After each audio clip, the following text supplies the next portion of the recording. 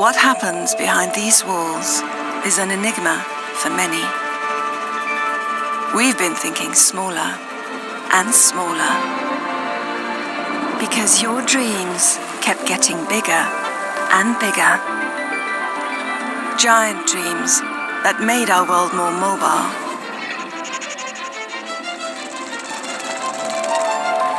More connected. More fun.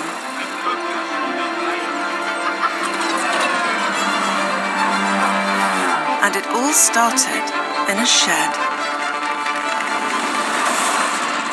In truth, these dreams were built on the dreams of those before us.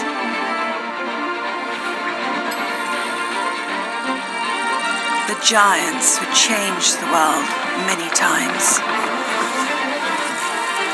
With their vision, their discoveries, and their principles. If we've seen further, it's by standing on the shoulders of giants. Today, we can make what seemed impossibly small yesterday. Imagine how big we can dream together tomorrow.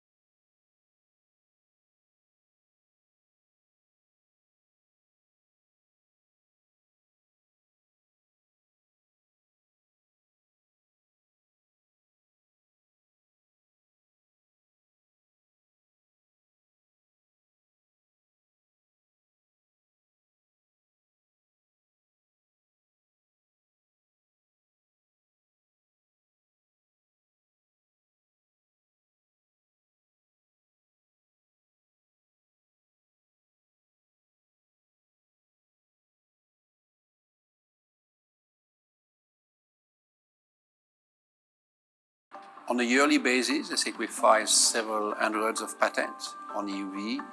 Christophe Fouquet began as CEO just over a year ago, but he's been with ASML more than 17 years. We barely made it. I think sometimes people forget that, but EUV took us practically more than 20 years. I would say it's been a very risky investment because when we started, well, there was no guarantee the technology will work. By 2018, ASML had shown that EUV was possible, and it's the same process used in High-NA. Here's how it works.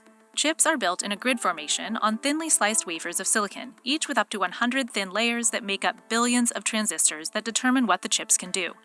These layers are printed using lithography, extremely precise rays of light projected through a mask of the chip design until they hit the surface of the wafer that's been coated with photoresist chemicals. ASML's older generation DUV machines, which it still makes, use rays of deep ultraviolet light with a wavelength of 193 nanometers. Nikon and Canon in Japan are still competitors in DUV. But ASML's real breakthrough came with that bold bet on a technology many thought was impossible, using even shorter wavelength extreme ultraviolet light, EUV, something that to this day no other company does.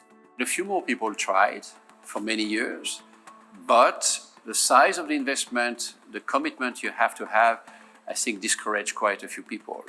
Transistors have gotten so small, down to 10,000 times thinner than a human hair, that ASML decided to create its own source of smaller, more precise EUV light. At a wavelength of 13.5 nanometers, it's the width of just 5 DNA strands laid side by side.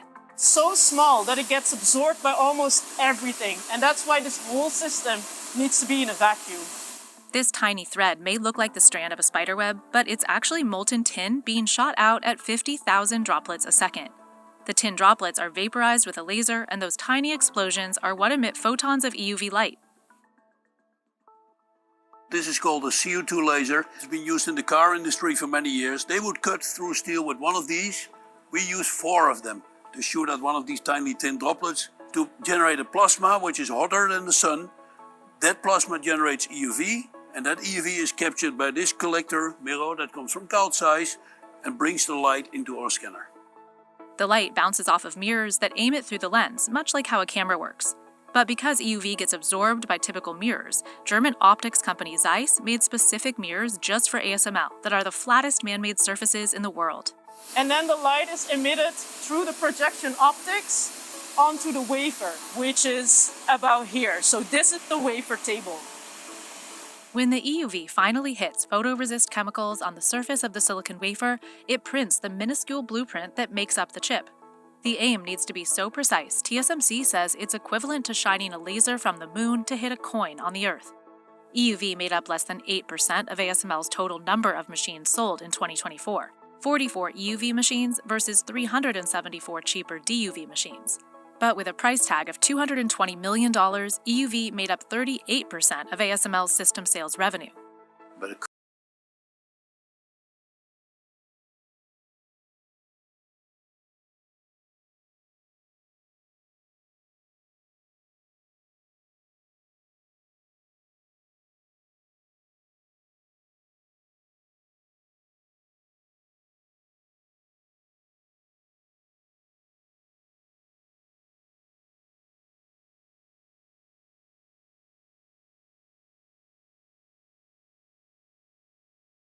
Through the projection optics onto the wafer, which is about here. So this is the wafer table.